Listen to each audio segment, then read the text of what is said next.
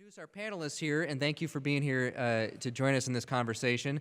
Immediately to my left, your right, is Robert Madison, an architect in Cleveland. He lived in Outhwaite Homes, and I know you were saying before, you still remember your address. My address? Yeah, here. And 2566B East 43rd Street. I remember that. And Dr. Mitty Davis-Jones is a professor at Cleveland State University with a focus and research in public housing as well, and can give us sort of a national perspective, too, on how Cleveland fits in with the national picture. Right, and I lived in public housing in Detroit in two different places. I remember both addresses, 3520 Gibson and 1012 Temple. And Judge Sarah Harper also grew up here in Outhwaite, was a judge in the Ohio Court of Appeals, also a prosecutor in the Stokes administration, and of course, the Sarah Harper Children's Library here bears her name as well. Thank you very much for being here. Thank you. And Norm Krumholz, a professor of urban planning at Cleveland State University. He was a city planner in Carl Stokes' administration and was on the board of CMHA in the 1980s. So thank you also for being here, and thanks for joining us in this conversation. Mr. Madison, I wanted to start with you and ask if you could tell us a little bit about what was the neighborhood like, what was Central like before they built Outhwaite, before they built public housing here? The Central area was a segregated area. And this was about the place where African Americans, we would call colored people back in those days, all lived. And so in this area we had theater, owned by black people. We had grocery stores. We had everything we needed, which was a contained community, which was, it was not segregation by law, but segregation by fact.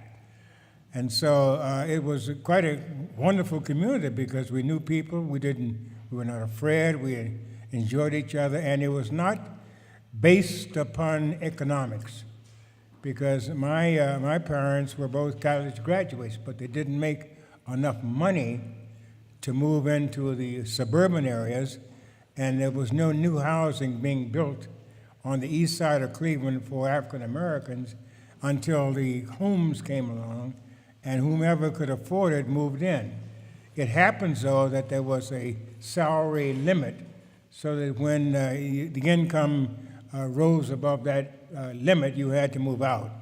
But during those days, I remember playing football up at Outhwaite Playground up here, and it was quite a wonderful, heterogeneous community of all classes of people. Some of my classmates later on were doctors who lived here, and everybody lived here, because it was only because there was no new housing built for African Americans any place in the city, and the suburbs were restricted. Shaker Heights, you couldn't even walk through Shaker Heights. And so this area was our home, and it was great. And was there, from what I've read, there was a sense that the neighborhood was also very crowded, too, and that was part of the thinking behind building public housing at the time. Do you recall any of that? Well, you have to understand that the migration to Cleveland occurred, and in view of the fact that there was no possibility of moving to the suburban area, conditions became very crowded. And in the crowding of these conditions, the federal government had come up with a plan of public housing, not so much for low-income families, but for families who would be able to move out, primarily white families.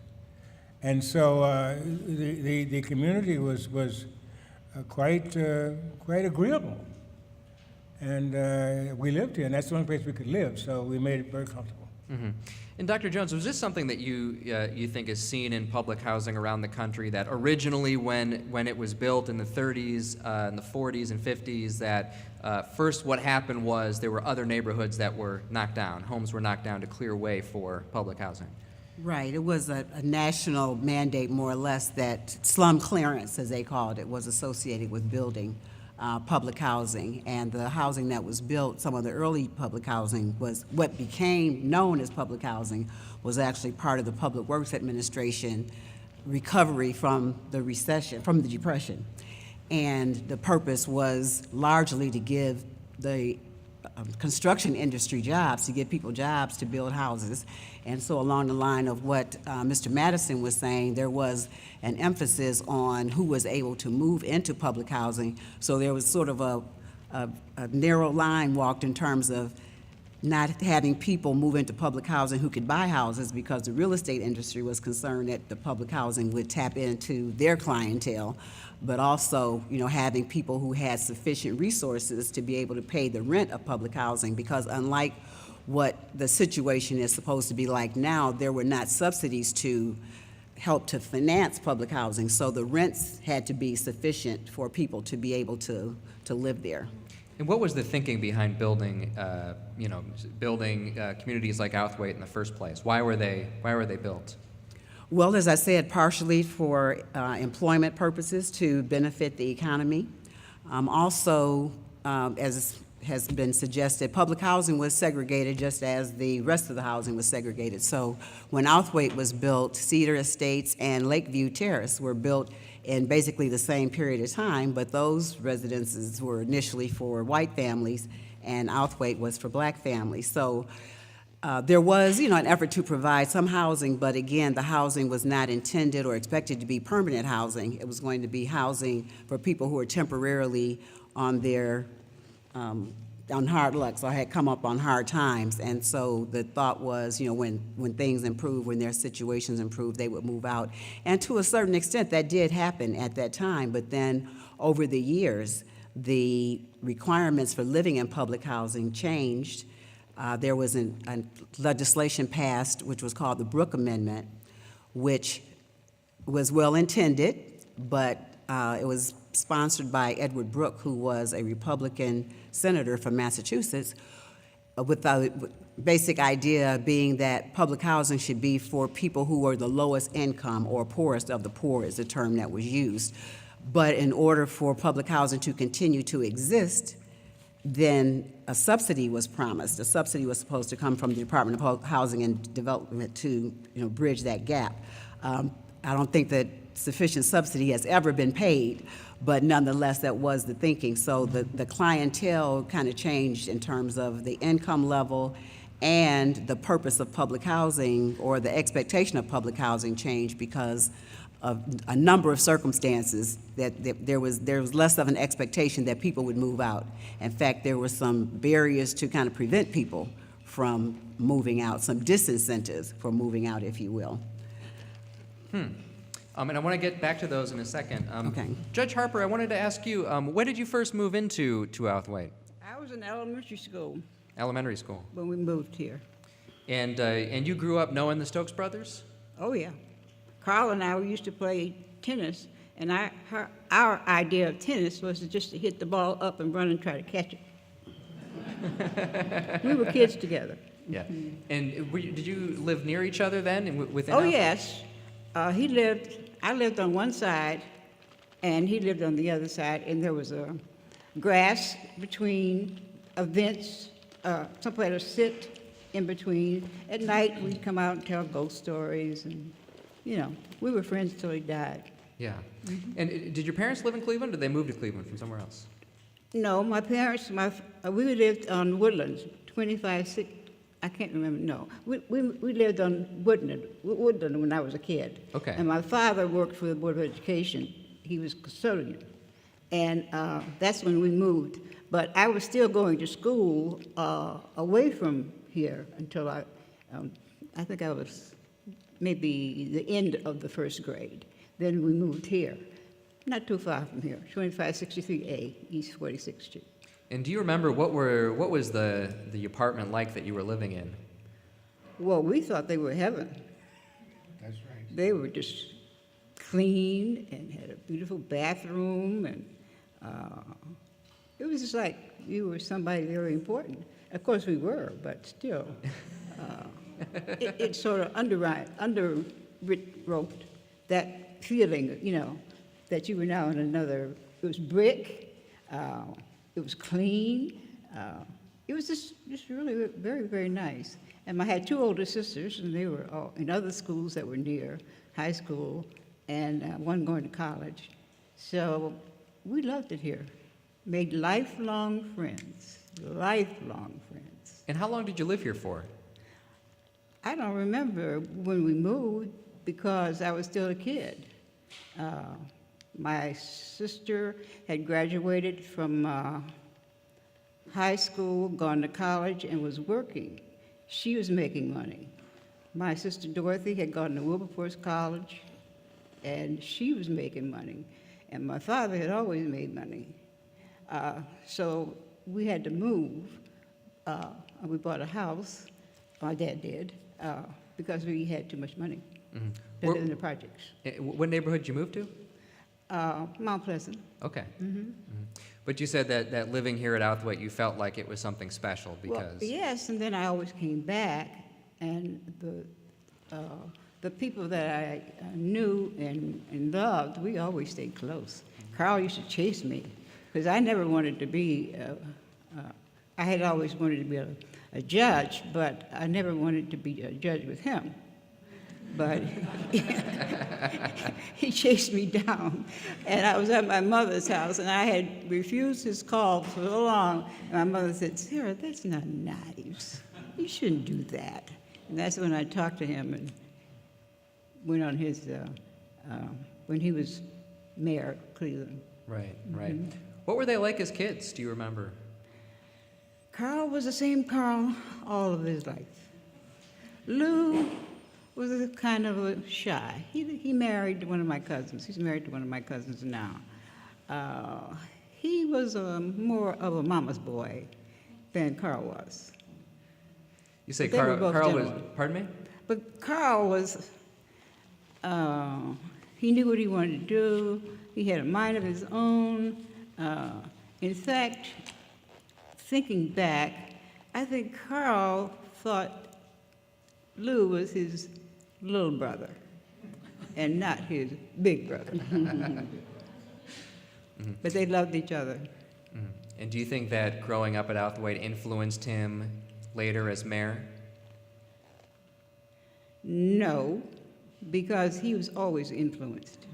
He had a mind of his own. He knew what he wanted to do. He knew he was going to do it.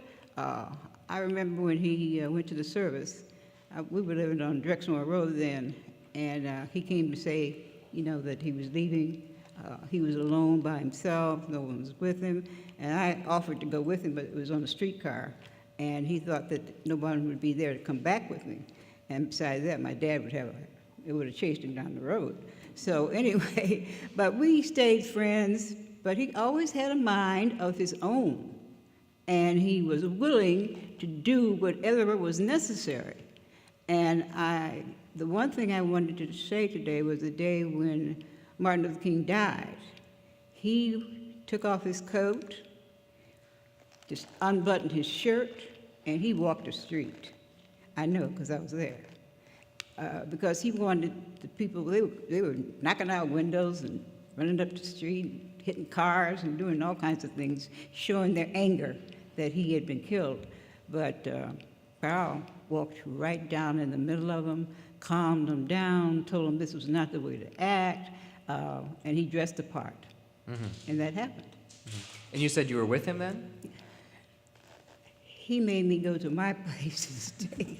I had an office then on one of the streets, and no, I couldn't. That didn't happen. No. Okay. Yeah. Well, Dr. Davis-Jones, I wanted to ask you again, you had mentioned the segregation that was sort of inherent in public housing. I've got some numbers from, I think this was 1966. Like you had said, Lakeview Terrace, 93% white. Garden Valley, Carver Park, Outhwaite, all 99 to 100% African American. Are there examples that you know of public housing developments that were integrated, or was segregation always the way it was done? Well, I guess it depends on your definition of integration. For example, I said I'm from Detroit. Brewster Douglas is a public housing development in Detroit. It has some notoriety as being the place that the Supremes are from. And it's Brewster-Douglas. So one side, Brewster or Douglas, I don't know which, but one side was for whites and one side was for blacks. So if you consider that as integration, that was integration. And you said Lakeview was 93%. white. Yeah, So in there was, 66. so there was some level of integration, if you will, there. But I think that the society at the time, the norm at the time, was segregated housing, and the Department of Housing and Urban Development and all housing policy, leading up to those programs and even after those housing policies related to mortgages, FHA loans, and what have you, all reflected the racial division and perpetuated it in our society. So I think there was a quote attributed to a police officer in Chicago that said integration was the period between the time the first black family moved in and the last white family moved out. So if you consider that as integration, it probably did occur, but it was not structural or programmatic as far as public housing is concerned. Because Dr. Crumholz, I wanted to ask you, in Carl Stokes' administration as mayor, I mean, this was right, 67 when he's elected. This is right after, this study that was done that looked at segregation in public housing. What did he do as mayor to try to address the way that public housing was managed at the time? Well, my recollection of Mayor Stokes was of a extraordinarily competent and capable supporter of public housing, and he made no bones about it at all. And as a matter of fact, one of the proudest aspects of his 4-year administration as mayor was to build, I think it was 5,100 public housing units. He had hired an administrator of the Housing Authority named Irving Krigsfeld, who was a very, very aggressive and competent man who built several of the important projects around Cleveland. And Stokes was invariable in his support for Krigsfeld. And as you can imagine, Krigsfeld was building housing in formerly white neighborhoods of Cleveland, including the white neighborhood on the west side, which was the neighborhood of the city council president, Jim Stanton. And Krigsfeld built it with Stokes' support. And he not only built housing in Cleveland, 5,100 units in 4 years, probably the most that's ever been built, but he also supported an idea for distributing public housing in the region. He supported a plan called the Fair Share Plan for Public Housing in Cuyahoga County, which proposed that every community in Cuyahoga County have some public housing, depending on the size of its population. Nothing much happened as a result of that, but his support was unwavering and real. And he supported a new town plan in what was then Warrensville Township for about 4,000 additional public housing units, which couldn't be built because of jurisdictional problems. But I thought it was a remarkable, remarkable man who never deviated from his support for public housing. And what was the reason, what was the point behind trying to build more housing in other neighborhoods, build them in the suburbs, build them outside of Cleveland or Central, or whatever neighborhoods already had them? At the time, and I'm talking about 1970 approximately, at the time, there were about 12,000 public housing units in Cleveland, and I stress that. The CMHA stands for the Cuyahoga Metropolitan Housing Authority, not the Cleveland Metropolitan Authority. And Cuyahoga County Metropolitan Authority has the authority to build public housing in any one of the 58 communities in Cuyahoga County. All they need is a cooperation agreement by the receiving jurisdiction that they would welcome public housing in their jurisdiction. They never got it. And so in 1970, there were about 12,000 public housing units in Cuyahoga County, and every single one was in the city of Cleveland.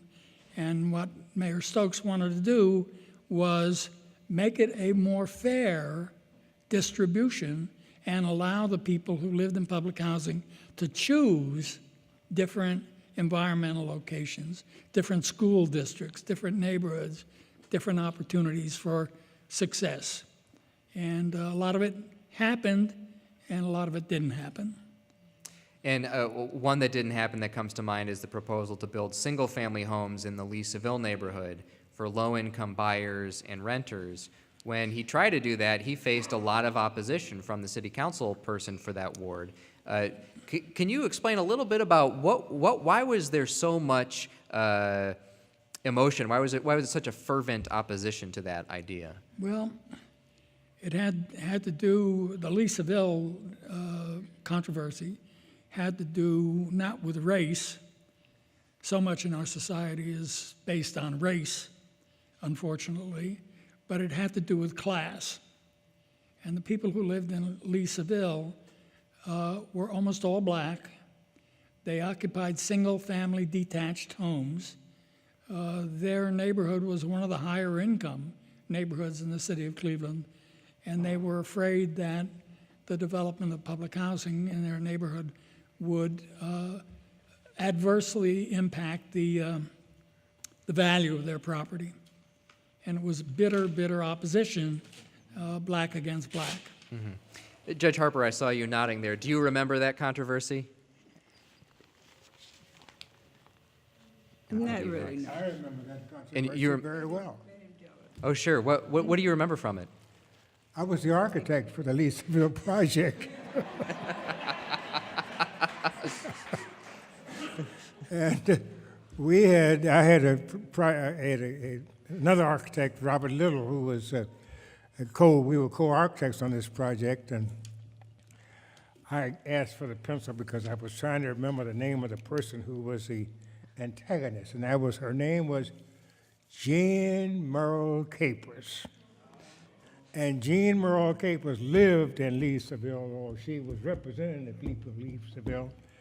And I had several confrontations with Judge Jean Merle Capers, and she said, no, it's not going to happen in my neighborhood.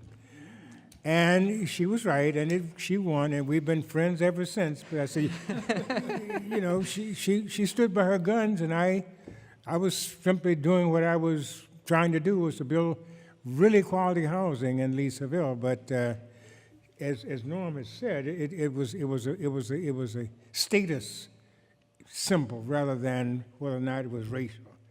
As he said, the people who lived in Lee Seville were upperly mobile and achievers, and they never thought about bringing people like that into their neighborhood. So I remember that very well. Uh-huh. And, the design that you were proposing, these were single-family Oh, yeah. homes. What was important about making them single-family homes rather than apartments or high-rises? Well, single-family homes suggests ownership and suggests your own ability to control whatever you can do, rather than an apartment or rather than in a mixed building project. But we were trying to develop this project that made it look like suburbia, low-scaled, not tall things, and not living close together, but separated. So that was the idea behind it, which we thought was brilliant. But Jean Merle Capers and the people who were her constituents thought otherwise, and they won. We never got it built. And they won. Was there something like, what was the argument that you made in favor of building this? Why do you think this was a good idea? Well, first of all, as an architect, I was defending the how wonderful it was to be architecturally done. But it was not about the architecture, it was about the people.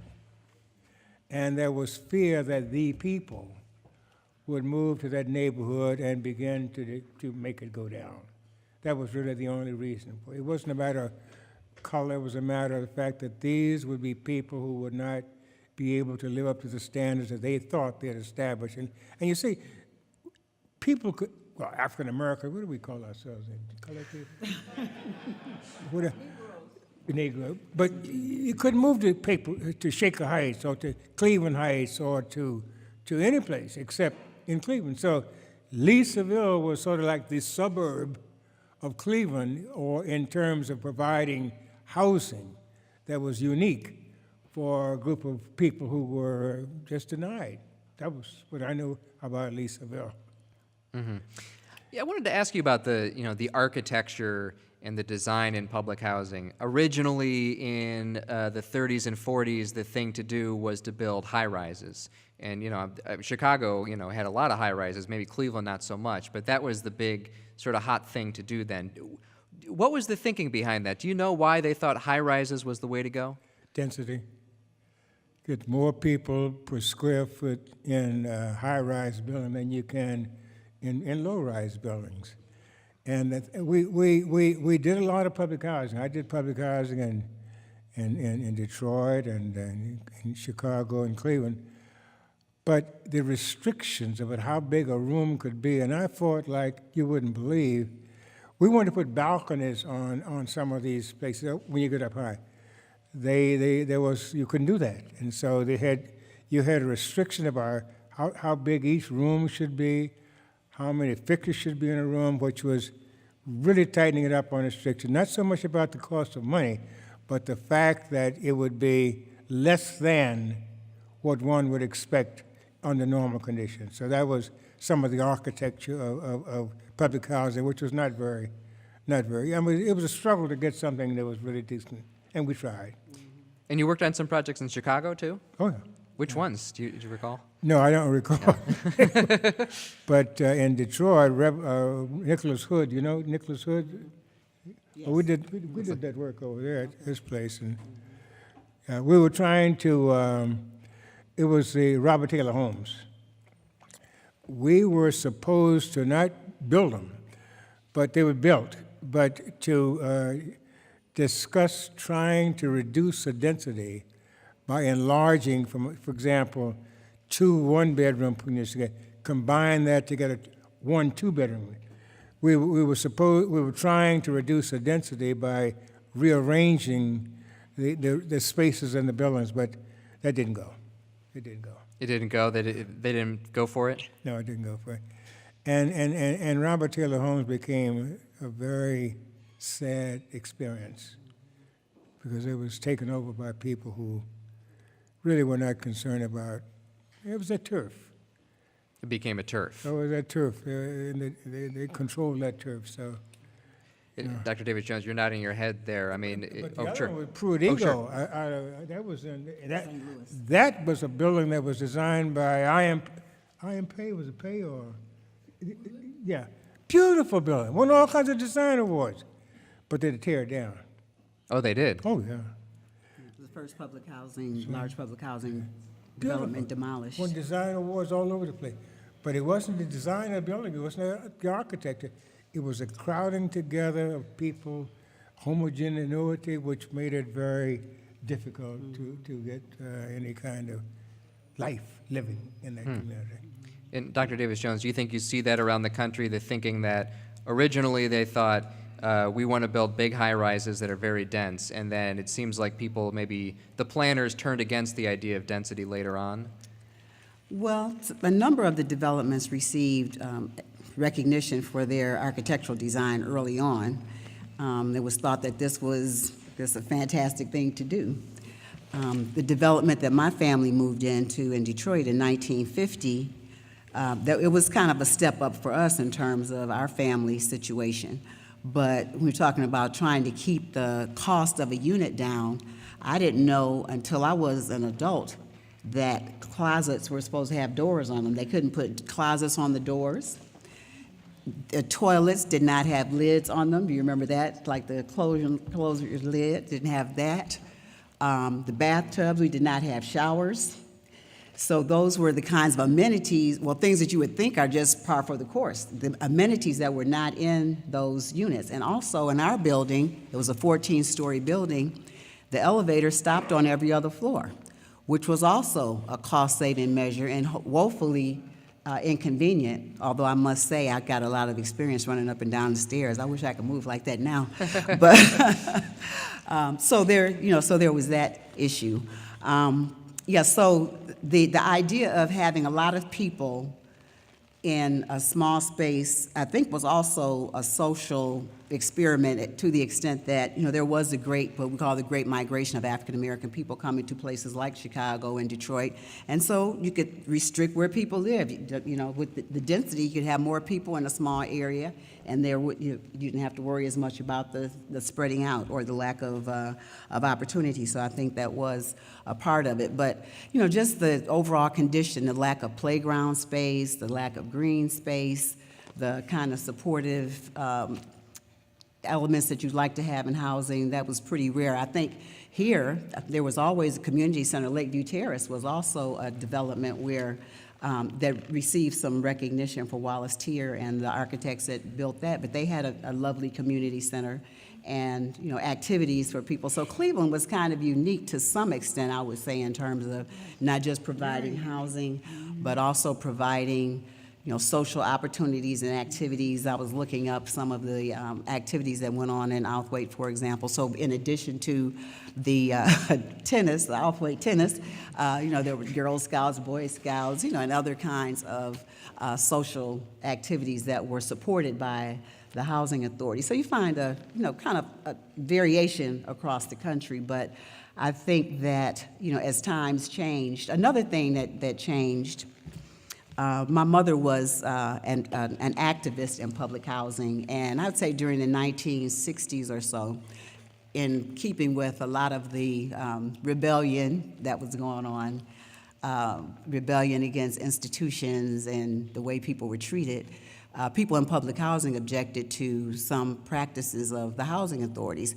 And one of those practices was what was viewed as a severe screening of residents. So before your family could move into public housing, someone would come out to where you were living already and kind of inspect your circumstances and make a judgment as to whether or not your family was suitable to live in public housing. Also, there was a fair amount of scrutiny of the families once they moved in public housing. You signed a lease to live in public housing and who was going to live in your home. Well, there was a lot of scrutiny in terms of discerning that the people that were on your lease were the ones who were there. And that kind of oversight was done in conjunction with the public welfare agencies in some cities. Not everybody that lived in public housing lived on public assistance, although with the Brooke Amendment that led to a larger percentage of people being on public assistance. But at any rate, there was concern that non-family members, particularly males, were residing in households headed by females. And so there would be like these midnight raids where people would come into your units and look under your beds and in the closets with no doors to see who was in there. So people, objected to that practice. And there was a rent strike in Detroit, and there were similar rent strikes elsewhere where people objected to that. So I think the outcome of that, which maybe some people ultimately didn't appreciate, is that there were no longer the strict regulations, the strict inspection, background checks of people who were moving in public housing. If you had the income and met certain criteria, you were able to move in. And I think some people kind of regretted that to some extent because of situations that developed without that kind of oversight. Mm-hmm. So that was kind of a plus and minus to that kind of activism and the outcome of it all. Mm-hmm. Mr. Madison, do you have something to add to that? If you don't mind. Sure. I don't want to talk too much, but I'm getting motivated now. As an architect, and I can tell you, I've had so many fights, and I can tell you that some of the people who thought about trying to provide public housing were absolutely unconscionable about human behavior. The prime example is a 14-story building in Chicago, and they had wide corridors that they call playgrounds in the sky, so the kids could run up and down. They're about 8 feet wide. That was supposed to be the playground. But on the ground floor, they had playgrounds, no restrooms. So that if a kid needs to go to meet nature, he's got to get on an elevator and go up to the 12th floor. That's inhuman. And the results were obvious. But I was so upset about the people who appropriated the money and wrote the restrictions, as he's talked about, no closets, no doors on closet. But can you imagine no restrooms in an area that children play and live on the 14th floor? So the point is that those persons who wrote the rules for public housing were not trying to provide human housing, but just a place to lay your head. That's about all. I took that. Interject Oh, one sure. thing. Absolutely. I want to make clear that CMHA never built high-rises for families. The only high-rises that CMHA built were for the elderly. And families were in smaller units, the highest of which was 3-story walk-ups. So we did make that mistake here. And was that a deliberate choice to not build high-rises for families? Absolutely. Yeah. What was the thinking behind that? Well, the thinking was that it was going to be impossible for a mother to observe her children at play from 14 stories up. You know, clearly that was going to be an impossibility. From 3 stories, 2 stories up, that was within the realm of possibility. But you didn't want families living that far away from a supervisory role with their children. Also, do you think that the role of Ernie Bone had something to do with that? Because he had gone to England and seen how they constructed their council housing and came back with the ideas for public housing here, which were called estates. They were not called projects. They were called estates, and it's more of a positive connotation. Yeah, to and that's the Ernest Bone, dwellings. who was sort of the originator of public housing in Cleveland. In Cleveland, and in the to a certain country. extent, In the in the country. United States. He helped write the 1937 Housing Act. So he was a very, very important mover and shaker in public housing. Carl Stokes, as mayor, though, wanted to remove him, right? Or found a way for him to be replaced with a new director? Yes, times change. Times change. And Ernie had been director of CMHA for about 30 years, going back to the 30s. And we are now in the 60s, late 60s. And Mayor Stokes had some problems with the kinds of administration that Ernie Bone was handling. Judge Harper, you had your hand up before. Would you like to add I was just something? thinking about when we lived here. It was a perfect place to live. You made lifelong friends. All of them, when they left, went out into the world, and most of them became famous, either with music or teaching or something that would contribute both to blacks and to the world. Gosh, if my father had lived through that, he'd have burnt he'd have burnt the Cuba down. It had a big fire and all that. But we didn't have any kind of problem. It was friendship and fun, and just look at this building. This was the same building that Carl and I used to play ball in. We would hit the ball to the wall and try to run and catch it. We were kids. And it's still a wonderful building. And above, I have the Sarah J. Harper Library, which is a wonderful building. And so you do live in a world sometime all your own. You told me a lot. I never even, when I went to New York, I never even thought that I would have anything like that. But anyway, at 90, looking back, I'm glad to know about that. But here, we had a ball. We loved it here. We had fun. We played games, and Carl and his brother and one other person, we stayed friends the rest of our lives. And all of us went to college, had families. Gosh, I never knew that was going on. I'm sure my father did, but my mother too. But we were just happy little kids having a ball. And we did have a ball, and we had parties here, and we stayed even as we grew older and moved to Mount Pleasant. We felt that this was part of our lives, and that's why when I was beat up when I was raised as a military, not a military judge, but as a judge here, the first black judge doing something. Anyway, and they were beating me up. I came here to get relief.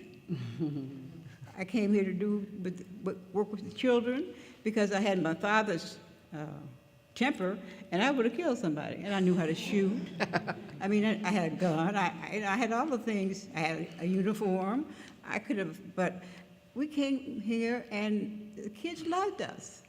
And they loved the library. I gave them all books. And down here, the life I had here with the Stokes was a great memory, something that I will always remember. And even as we grew older, whatever Carl wanted to do when he was mayor, I would always help him. And whatever I wanted to do, for example, when I left to take another job with another organization, and all of the men that I knew had already told me they were going to vote for me. So I called Carl, he was mayor then, and explained it to him, and I asked him if he would come. And he came and sat in the back, and they couldn't even vote, they were so scared. What is he, what? I heard him whispering, why is he doing here? What is he doing here? And because he had asked me, he said, Sarah, what do you want me to do? I said, don't do anything, just come and sit in the back. And that's what he did. I could always ask him to do anything that was legal, and he would help me with it. Mr. Madison, do you have similar memories of Outhwaite, that this seemed like a good community to be in and to be a young person in? And... Yeah, I would want to make one comment Oh, sure. about architecture. I can tell you that the Cedar Estates are the finest work of architecture you can imagine. With the balconies, with the curvature, with the fenestration, they were well done. And as more were built, they got less and less and less. But about living here, I must tell you, I'm older than most of these people. A little bit. Not me. I am older than you are. No, you're not. Anyway, I know that I'm older than Lou Stokes. My brothers knew the Stokeses. Mm-hmm. My family moved into the housing in the 1941 era. And later on, I was away into the war. When I came back from the war, that was when I realized that I lived in the estates, but I was older than those people. So I didn't, my brothers knew Carl and Lou, but not me, I'm an old guy. But I must say that I worked with Carl during his election because I was writing all of his papers on urban renewal and architecture. And I followed him through all those debates, and he was a great guy. Carl was my man. That's all I can tell you about that. And you were writing his papers on urban renewal at the time? Yeah. Well, could you describe what was the environment like then? Because you had some of the big urban renewal projects like University Euclid that got mired in a lot of trouble and difficulty under the Locher administration. What was the thinking that you wanted to bring to those sort of urban planning ideas? No, urban renewal at that time, as Norm has mentioned, was an idea of clearing areas of the city to create new works. And we were involved, my firm was involved in doing the evaluation of streets, houses, good, bad, tear it down, et cetera, et cetera. But the results were not necessarily to replace the people who lived there. As a matter of fact, most of those areas were cleared, and then you found institutions such as Case Western Reserve University and Cleveland Clinic taking over the areas that were supposed to be removed for urban renewal. Norm may want to comment upon that, but I was involved in doing the studies of the condition of housing. We go down house by house and evaluate it, whether it was good, bad, et cetera. And then a decision would be made you got 75% bad, tear it down. What you're going to build was what made a great deal of difference in respect to whether or not you were trying to replace the people who live there or create it for another environment or another condition. I don't know whether Herb may want to add on to that or something, but that's my concern about it. Are you fishing for an evaluation of the urban renewal program? If you've got one, I'd love to hear it. Well, it was a disaster. I mean, it started out with a very, very good idea, but fundamentally it was flawed. And the kinds of things that took place in urban renewal, as Bob mentioned, was the widespread displacement of many populations in the city of Cleveland, most of which were black and low-income populations, and their replacement with institutional uses, land uses like around University Circle, around St. Vincent's Hospital, for example. One of the first projects was the St. Vincent's Project. And so what you had was a program which purported to provide housing for low and moderate income people, and in fact destroyed much more low and moderate income housing than it actually built. And that was true not only in the Cleveland area, but in the United States. Mm-hmm. And so we had the program for about 20 years, from 1954 to 1974. And then Nixon, who was president in 1974, shut it down and ultimately replaced the urban renewal program with the community development block grant program. Right. How are we doing on time? Should we switch over to some questions now, or start to get going? Okay, well, I want to invite you to join us in this conversation now. So we'll have Lawrence go around with the microphone. So if you've got some questions that you want to ask our panelists, just raise your hand and he'll come around and try to get... Oh, okay, I'm sorry. My bad. We are going to set up the microphone right here. So if you've got a question, we'll invite you to come on up to the front and ask it there. So if you're still thinking about something, that's all right, or start making your way up to the microphone and you can ask a question there. First, I want to say, wow, because other than the very young lady sitting there, these are like heroes to me. And for whatever reasons, I wanted to study urban planning, but I got a master's in music, and then my parents told me I needed to get a job. I mostly wanted to ask Mr. Madison about the architecture a little bit more, because I ride my bike around here a lot, and I've always looked at these buildings, and they look incredibly sturdy. I remember both Cedar Estates and Outhwaite as having casement windows, which I thought were a very distinctive feature, and it looked like something of a loss when they got replaced by regular sash windows. I suspect that energy savings was the reason behind that, but could you fill me in? Why was that change made? Do you know? I'm not understanding. Like the casement windows? Yeah, the Outhwaite Homes and Cedar Estates used to have casement windows, which to me were very much part of that Art Deco look that made them so distinctive. And Well, yes. why was that changed? Well, that was the present form that was being used mostly. Right. So I think the casement windows are very well. You crank them out, they move out like that, rather than double hung windows. But Right. it was supposed to be modern at that time. That was where they were used. Oh, I liked the casement windows. I wondered fine. why they were replaced, because from a historic perspective, that was a shame, I thought. I can't respond to that because I don't know why they were replaced. Oh, yeah? I would imagine cost would be a factor. Okay. Those buildings actually qualify for placement on the National Register of Historic Places No by kidding. virtue of their age. And I believe that applications were submitted for getting Cedar Estates and Lakeview on the National Register, which did not happen. But part of the opposition to having buildings placed on the National Register and getting that designation would be limitations on what could be done to them physically Right. and structurally. Those casement windows probably would have had to be maintained. I know that was a big fight over in Lakeview, and I'm not sure how it wound up. I was doing some work over there at one point. So I would imagine, essentially cost and nobody enforcing or imposing the requirement that the casement windows had to be replaced with something similar. Thank you. I just wanted to But I add can say one, that. yeah, go ahead. But casement windows are not as, they open out. Right, With a double hung window, you can get a little crack, yeah, but you can't do that with casement windows. So Right.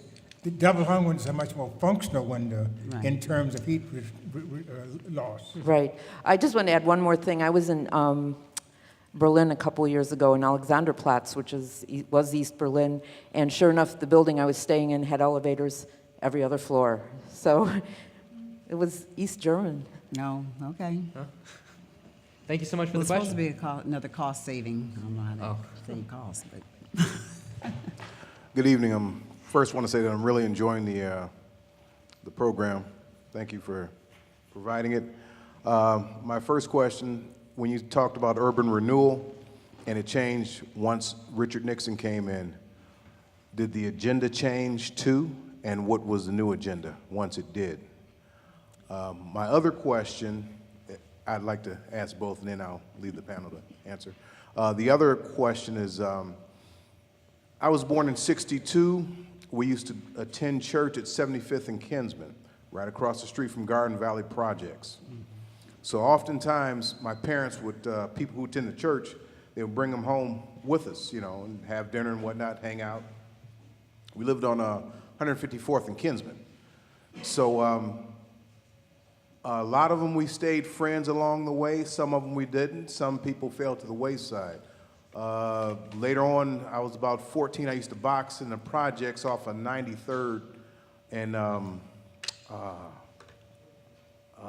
was it 93rd? Woodland and Woodhill there, I'm sorry. Clint Martin. What I'm getting at there, when I listen to the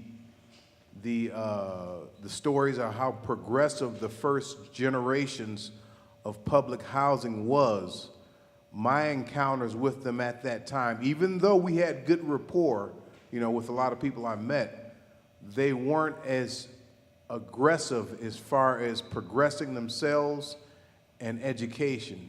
What do you think the shift happened would cause that? I think, if I understand the first part of your question, having to do with the programmatic changes in urban renewal, I would say that yes, the program changed as time went on.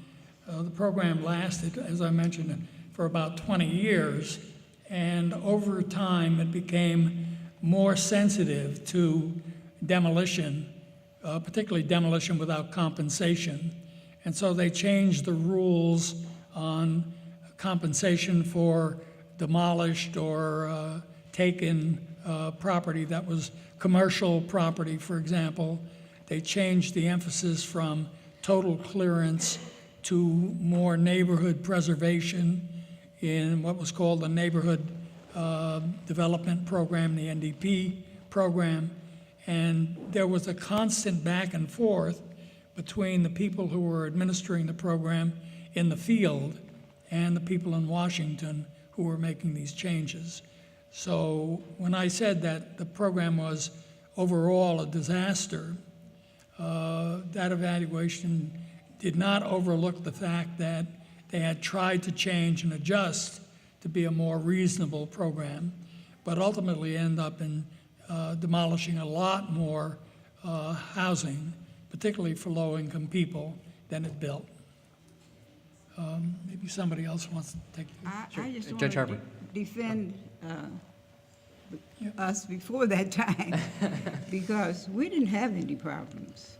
And 99 point of the people who lived in Outhwaite, when I lived there, went on to make fabulous lives. They were famous in so many ways. I wish I had known all about this. I'd have got the list of all the things that they did.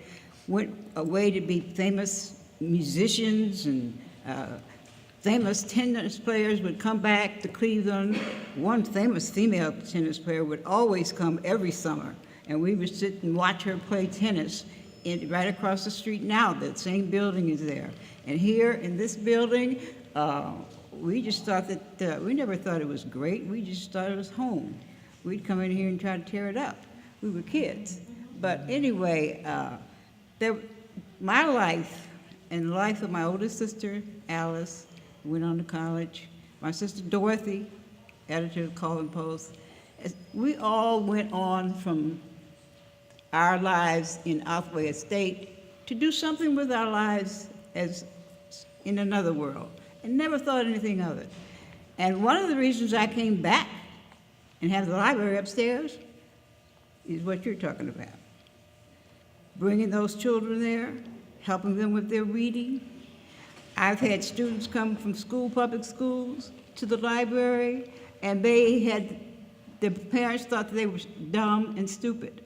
They would come, stay at the desk, stay there every day after school. They're graduating now and gone to college. So this place has been a wonderful place when I was a kid, and here in particular, it's been a great place since I've been a 90-year-old lady. Yeah, that's what I am, 90. Wow. I still can shoot. I have my uniform. I was born at 23. Oh, I was born at 26.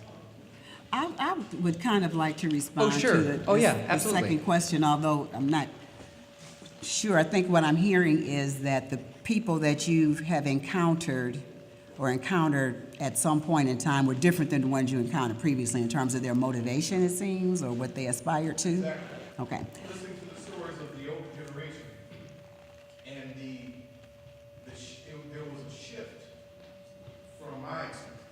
Listen to the stories of, like you all's generation, and by the time I came on, like I say, I was born in '62. So there's a distinct difference in the attitudes, or in your agendas, or in your goals down the road. And I was wondering, what do you think the shift? Probably a lot of things would account for that, but I would say it's not limited to public housing. I would say, what's happening in urban Education. central city areas, generally speaking. A good book that talks about this is When Work Disappears, when people don't have the opportunity to get gainful employment. They're not maybe skilled for the jobs that have been coming online. As I said, I'm from Detroit, and let me correct, since it might be for posterity here. We moved into the public housing in 1955, not 1950. But anyway, somebody gonna say, the building wasn't even built. But people used to in Detroit. Folks would get a new car every year. The people that worked in the auto industry would get a new car every year. You had people who were working in the auto industry who didn't have a high school diploma, let alone a college degree, but they were making more than teachers. They were able to support their families, and people knew that they had an opportunity to get a job in the factory if they didn't have the opportunity to do anything else. So I think part of what has happened in places that have relied on the auto industry or related industry or industries, period, is what's called the deindustrialization of America, the loss of those jobs and not the lack of replacement of them, and the future and opportunities that people see. And, a number of other things, the school, what's happened with the school system. I understand that the school system was better in Cleveland, we're talking about Cleveland, at one point. That's declined. And we know there has been, the intrusion of drugs and guns and other kinds of detrimental things in the community. So while it might seem to proliferate in public housing because of the number of people that live in close proximity, it's certainly not limited to. It's a microcosm, I would say, of what's going on in the community as a whole. Thanks for the question, and yes, please go ahead. Thanks for sharing all your wisdom with us tonight. My question, circling back to the urban renewal topic, wanted to get your thoughts on comparing the similarities and differences today with the extensive demolition activity that's gone on since the foreclosure crisis to the urban renewal programs of the 60s and 70s, and what lessons might we bring into the present from the past, if there are? Well, I didn't get all the question. You want me to compare the urban renewal program with what? The current demolition. Comparing the urban renewal program to demolition activity that's ongoing today throughout Cuyahoga County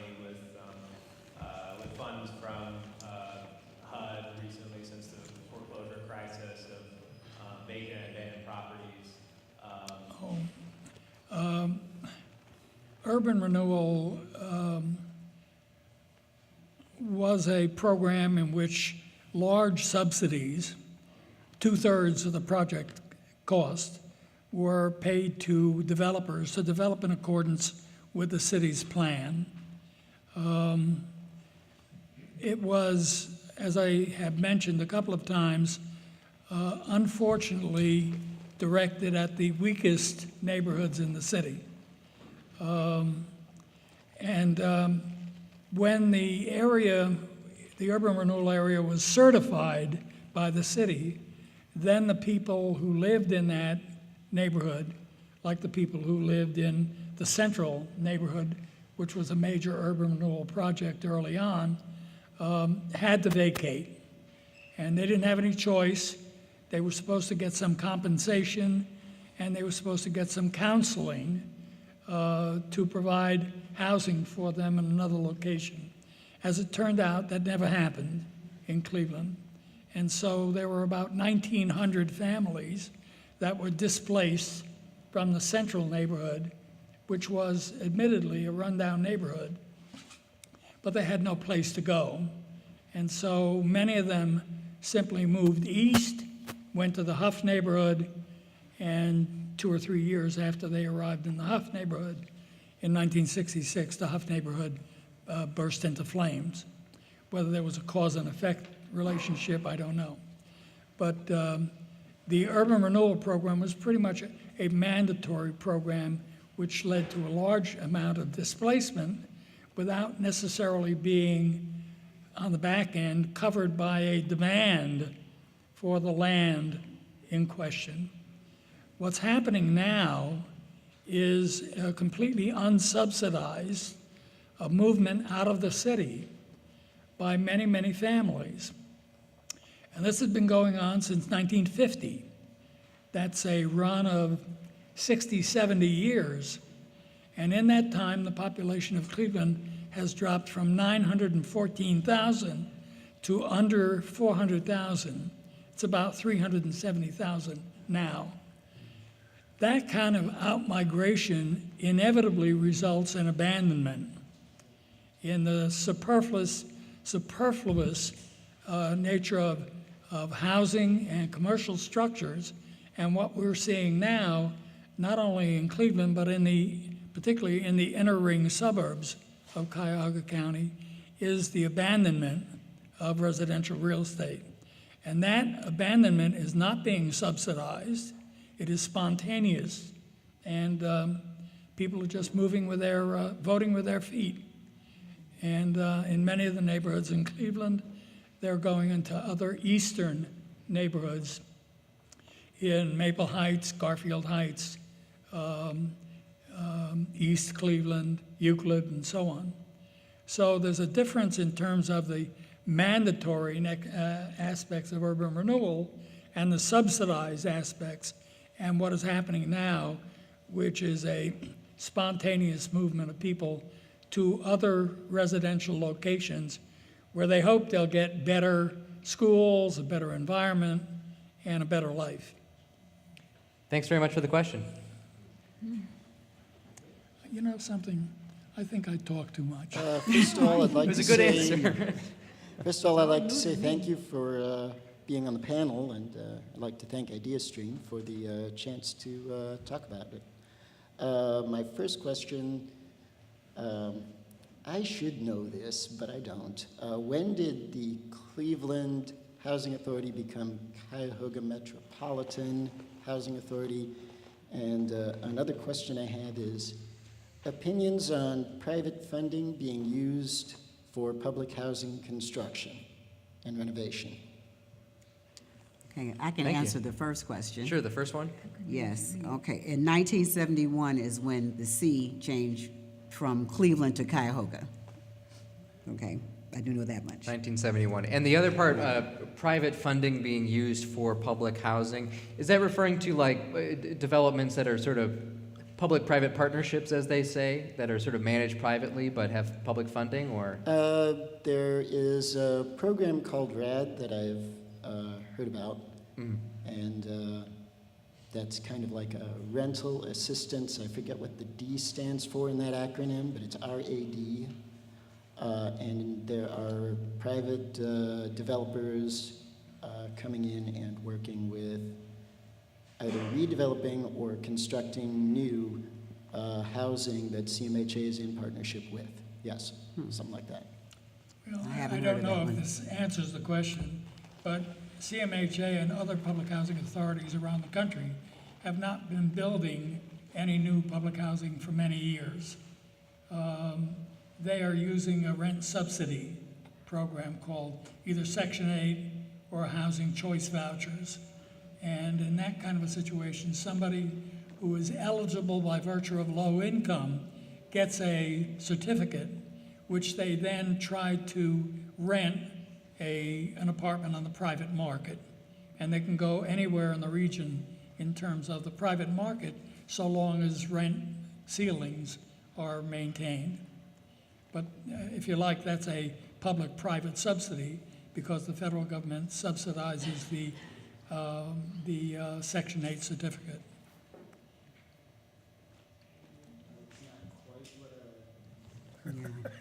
That's not quite what RAD is talking about. It's actual private companies coming in and assisting with the development of public housing. They're actually doing it. So like private contractors actually building the structures, or? Private contractors, private developers, yes.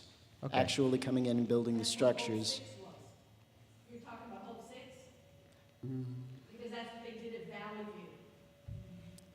View. I think so. Developer, and now it's managed privately also, but it's still a CMHA. It's a partnership kind of thing. Got it, okay. Not sure we have anything for you on Yeah. that, but thank you for the question. Maybe we can talk afterward, too. I'll write it down.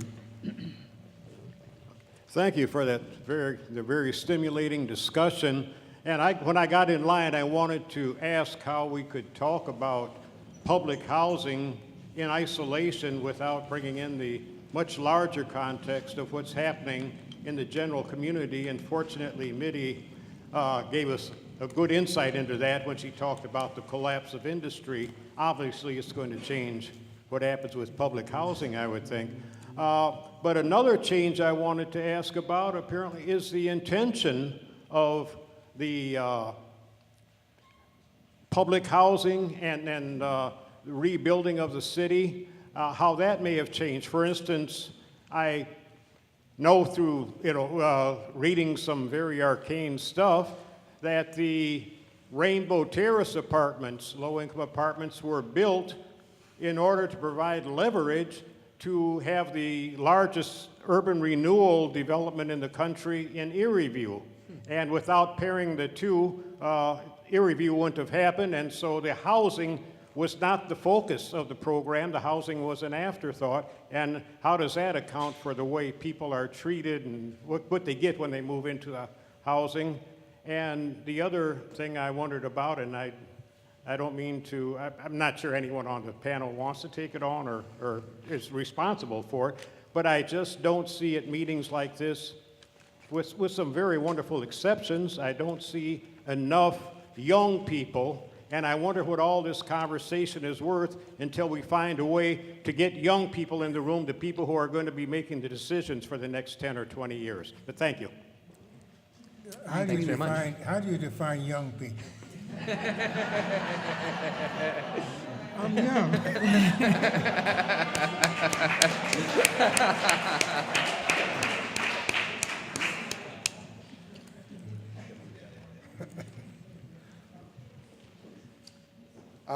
Thank you for the panel.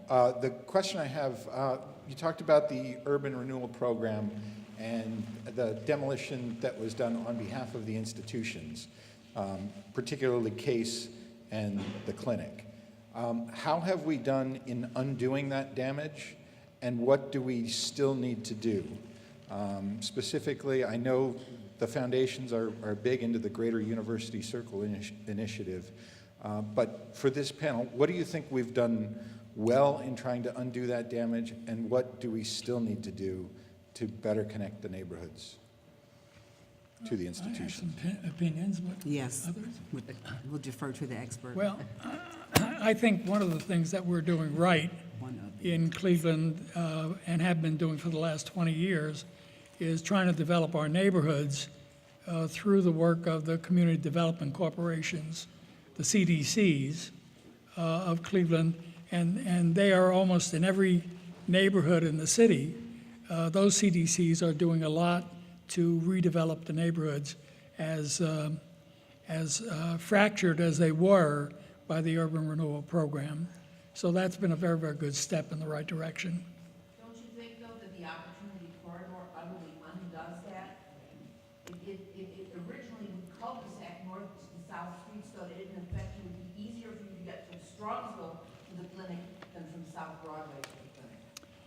Well, That is a road we're talking about, and ultimately we're talking about a highway. if you want to talk about the opportunity corridor, I'm not the guy to be talking to. My feeling is the opportunity corridor is a way for people to get from Cleveland Hopkins Airport to Cleveland Clinic without going through any neighborhoods. That's my sour view of the whole scene. I agree with Norman's review. Any other answers on that question? What have we done to sort of repair the damage that was done by urban renewal in the 60s? That's a big question, but I would kind of like to comment on what Dick Peary said and kind of tie this in with this. He mentioned, I wasn't familiar with the connection between Erie View and Rainbow Terrace as far as one being required by the other. But it seems to me that that is a way that has been used in some places more successfully than in Cleveland, so that when a developer comes in and builds a project that has appealed to middle and upper income interests, whether it's housing or some commercial development, that they must put some money aside and into the community. They used to have a program, I can't remember what it was called, well, it's sort of a linkage program. So if you got money and support from the community for your multi-million-dollar project, then you put money into a pot that would provide housing or other services for lower-income people in the community. Right now, there's discussion about the community benefits agreements, which developers would need to sign on, where they would make money and programs available to that would benefit lower-income people in the community. So I think that's something that Cleveland has not ever really done well or taken advantage of, and I think it's partially because of what might be the lack of appeal that the city has to some extent, because it's hard to cut a deal. Maybe we should no, I'm not going to go there. I'm sorry.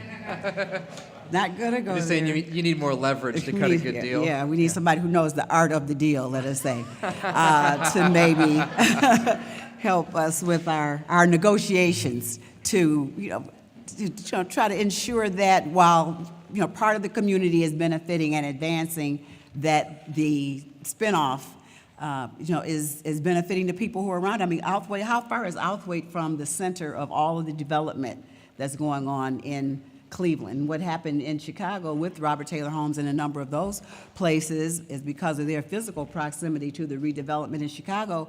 When those places were torn down and rebuilt, they were not rebuilt for the public housing residents who previously lived there. So I think it should be, a lesson to us that we should be kind of thinking ahead in terms of how the people who live here can benefit from the development that's going on and not be replaced, displaced, upstaged by that in order for the community to advance. Well, thanks so much for the questions. Yes, please. All right, thank you again, panelists, for being here. My question relates to kind of the design and architecture elements of public housing. There was a lot of mention today of the importance of public housing being humane, it being a good quality home for families to be in. And there was also a lot of mention of some of the cost-cutting measures that are put in place in public housing on occasions. Obviously, money in these situations is a limiting factor. How do people in the public housing administration or people that are involved in the architecture of this balance the need to provide housing of a certain quality with the need to provide and renovate housing for the greatest number of people? At what point do you draw the line of maybe it's better not to have closet doors if this gives us the ability to update and provide better housing for a greater number of people? Is there always a tension there between cost effectiveness and building something, without much cost, and also, how much money do you put into each individual dwelling to make, for amenities? Is that always a thing that people are balancing, or what's your experience on that? Well, there's a big elephant in the room. And I think that elephant deals with people. I was just making a note here that in America, we have what we call built-in obsolescence. We keep something long enough to trade it in. In New York, they used to build these high-rise buildings, and you wouldn't make them permanent because they're going to tear them down and get a tax benefit from it. I spent some time in Europe, and I noticed they had buildings there that were propped up. Been there for years. But you see, this elephant is really race. And I think I've been very concerned about when we tear down things, we call it urban renewal, it really is underlying it all who we really are as a people. And we have not confronted that, because when we talk about low-income families, there's a thing that goes on in your head. Who are these low-income people? And as an architect, I've been very disappointed in who our clients really are.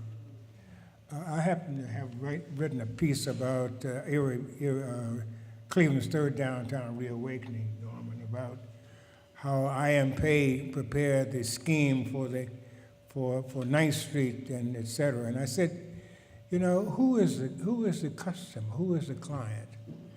And when we talk about low-income housing, who are we talking about? We know who we're talking about. And I think America, I'm awfully sorry to have to, what you asked. You have to go there, We have not resolved a lot of other things before. Housing is a temporary stay.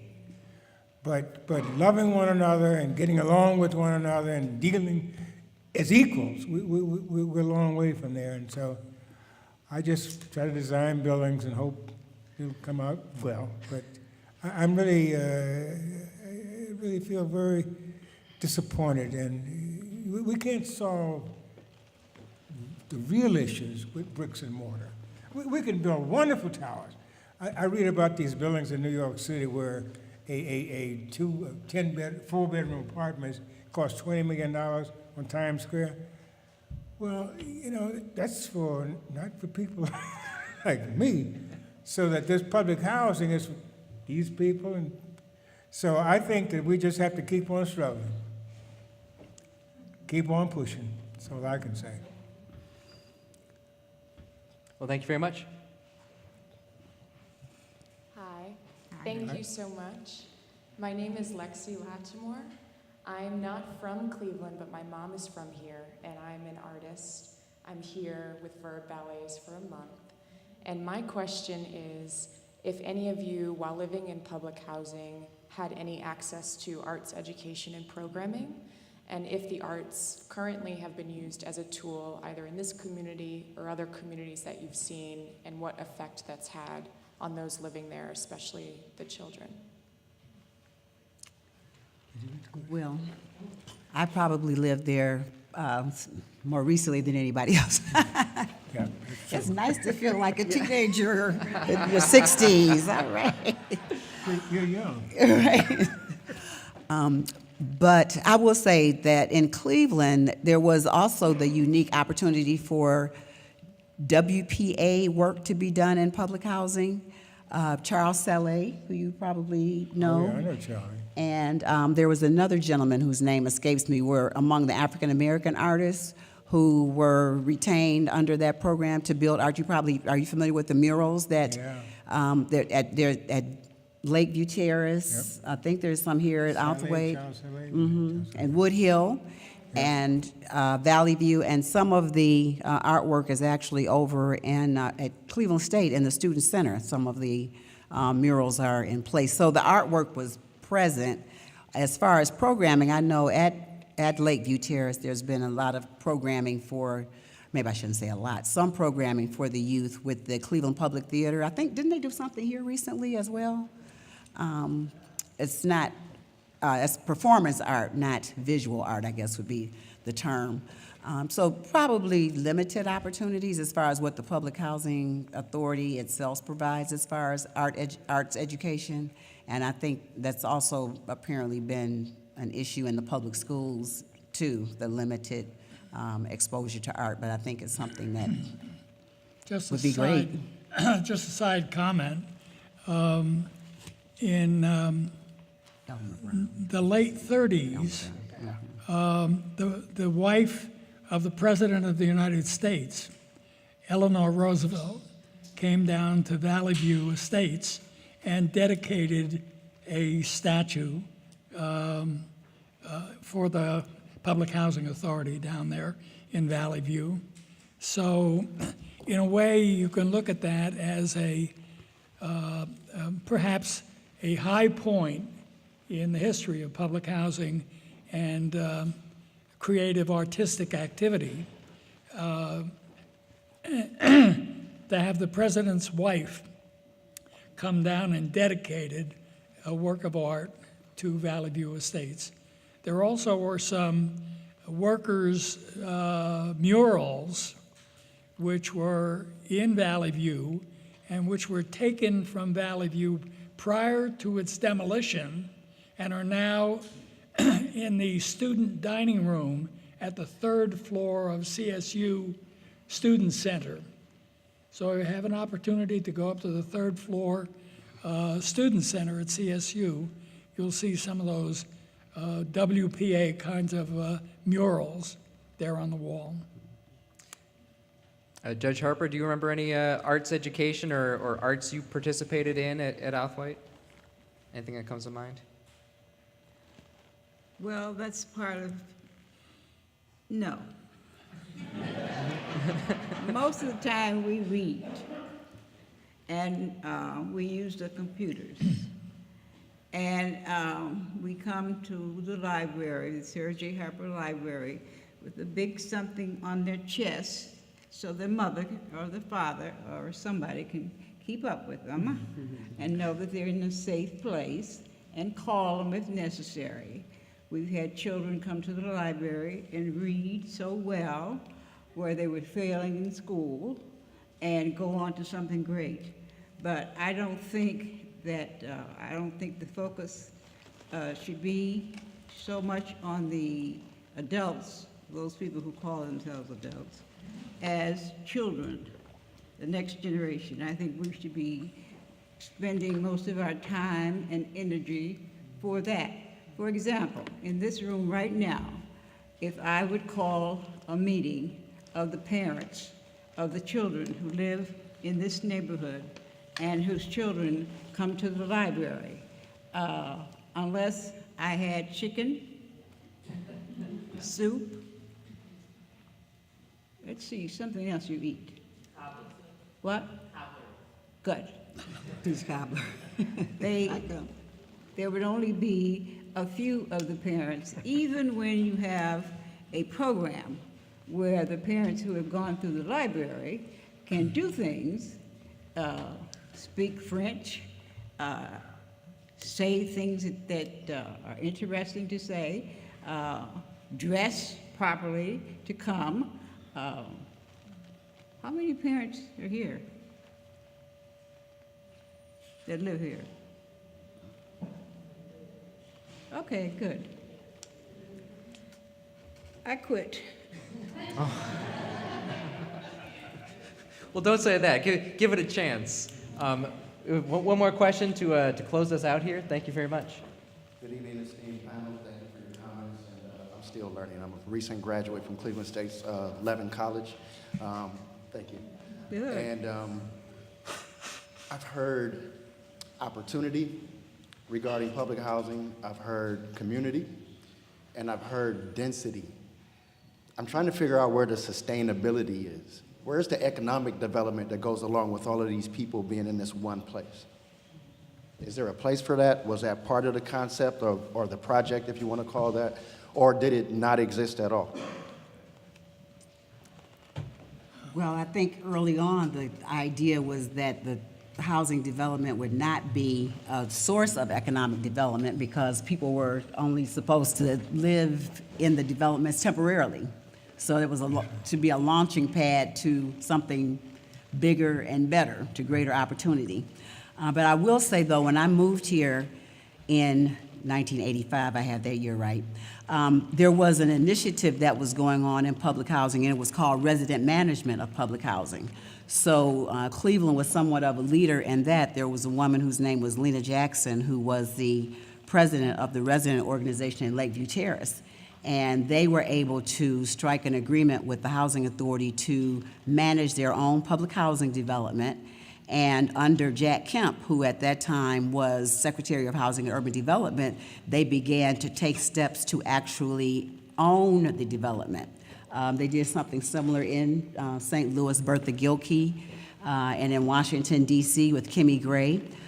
They got to various stages of being able to own their developments. And in fact, in Lakeview Terrace, Jeff Jacobs was talking about partnering with the residents to develop this into a mixed income development. And the negotiations obviously did not culminate in that happening. There was some disagreement about how that would happen, although they did go to Boston and saw a development there that had been struck between residents, existing public housing residents and more upper income residents. It wasn't under resident management, but it was mixed income. But things changed, so you got a different administration in HUD, and then also the director of CMHA changed, and the person who came in and replaced the director of CMHA was not as supportive of the concept of resident management. But one of the things that did happen was that the residents opened up a grocery store, a little small convenience store on the site. One of the residents had a couple had a beauty and barber salon type of operation, and I think some people did in-home daycare. So they kind of got involved, and there was one person who was from Cedar Estates, Frank Kidd, I don't know if he's here, but he kind of started his business he does moving, as I recall. I've seen his moving truck around, and he had like a little produce garden or something like that. So, there was the effort to do something institutionally, I guess I would say, as far as promoting economic development, and then just some individuals have attempted to do economic development, but large scale, that hasn't happened, and I don't know that public housing was ever viewed as the place where that was to occur, but it's certainly not impossible, I would say. Thank you. Well, thank you all very much. Thanks for coming and joining us in this conversation. And to our panelists, thank you so much for sharing your stories and your memories and all your insight. I really appreciate it. And thank you again.